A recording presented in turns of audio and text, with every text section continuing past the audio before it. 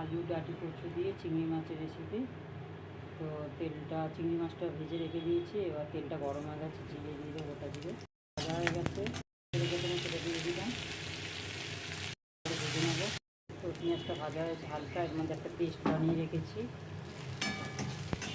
পেঁয়াজ টমেটো আদা রসুন কাঁচা লঙ্কা জিরে সব দিয়ে একটা পেস্ট বানিয়ে দিয়েছি। পেঁয়াজটা সাইড করে দিলাম, আমি দিয়ে দেবার মধ্যে পেস্টটা দিয়ে দিলাম, পেঁয়াজটা দিয়ে ভাজা পেঁয়াজটা দিয়ে শেষে এর মধ্যে আমি পরিমাণ মতন হলুদ দিয়ে দিলাম, পরিমাণ মতন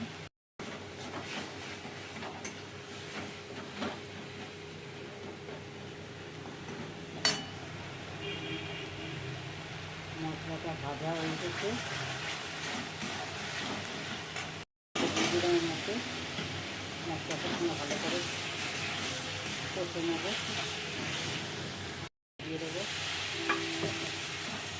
ভালো ভালো আলুটা মশলার সঙ্গে ভালো করে ভেজে নেবো। আলুটার সঙ্গে মশলাটা ভাজা হয়ে গেছে, ডাঁটি কচুটা আমি সেদ্ধ করে রেখেছিলাম, এটা দিয়ে দিলাম এর মধ্যে, ভালো করে নেড়ে নেবো। মশলা দিয়ে ডাঁটি কচুটাও ভাজা হয়ে এসছে, আর একটু কষে নেবো।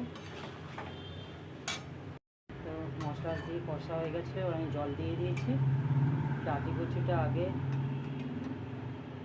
বয়েল করেছিলাম, তো একটু শক্ত ছিল, তাই একটু জল বেশি করে দিলাম, তাই একটু হয়ে যাবে, তাড়াতাড়ি সেদ্ধ হয়ে যাবে। এই জন্য সেদ্ধ হয়ে এসেছে, আর একটু বাকি আছে। এবার এর মধ্যে আমি চিংড়ি মাছটা দিয়ে দেবো, চিংড়ি মাছ দিয়ে দিয়েছি, এটাকে একটু নেড়ে নেবো। এবার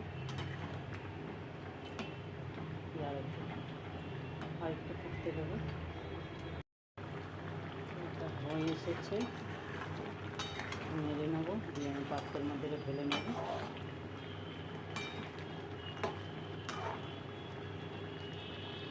এটা পুরো গ্যাপি হয়ে যাবে, জলটা টেনে যাবে, এটা পাত্রের মধ্যে ঢেলে দিয়ে কিছুক্ষণ থাকলেই এটা পুরো গ্যাপি হয়ে যাবে, মাখা মাখা হয়ে যাবে।